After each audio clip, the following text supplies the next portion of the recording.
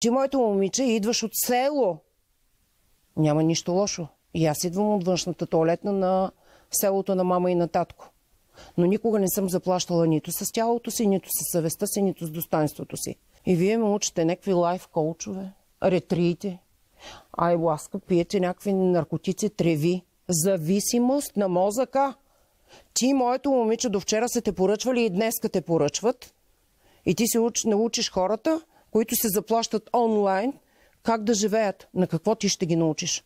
Или някакво момиче, което даже името не знае, която сега някаква книга известна, 50 лева или така нататък.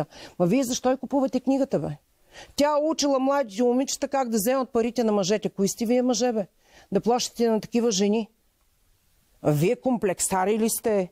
Вие какви сте точно, че им плащате на тези момичета такива пари? Защо трябва да ходите в места, да ги водите по разни дестинации, заведете жените си, заведете децата си.